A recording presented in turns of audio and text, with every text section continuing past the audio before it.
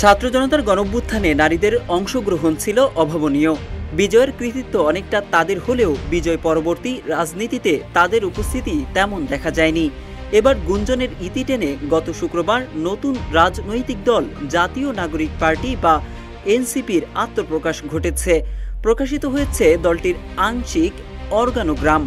সেখানে নারীদের উপস্থিতি ইতিবাচক সাড়া ফেলেছে। গত শুক্রবার বিকালে রাজধানীর মানিক মিয়া এভিনিউতে নতুন রাজনৈতিক দল জাতীয় নাগরিক পার্টির আত্মপ্রকাশ ঘটে। সেখানে আংশিক অর্গানোগ্রাম ঘোষণা করেন দলের সদস্য সচিব আখতার হোসেন। সেখানে স্থান পেয়েছে ২০ জন নারী। এ যেন বাংলাদেশের রাজনীতির ইতিহাসে এক নতুন অধ্যায়। দেশ জুড়ে তোলপাড় ওয়ালটন ফ্রিজ কিনে আপনিও হয়ে যেতে পারেন মিলেনিয়ার।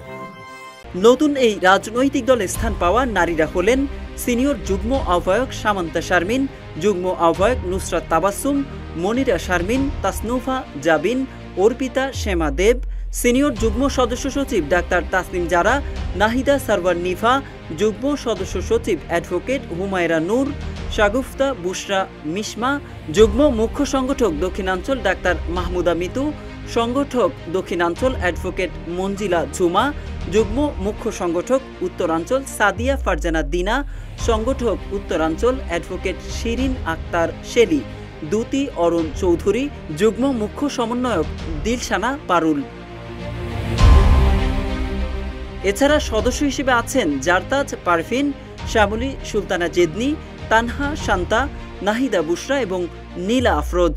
গত শুক্রবার বিকেল 3:30 থেকে রাজধানীর মানিক মিয়া এভিনিউয়ে এক সমাবেশের মধ্য দিয়ে আত্মপ্রকাশ ঘটে জাতীয় নাগরিক পার্টির।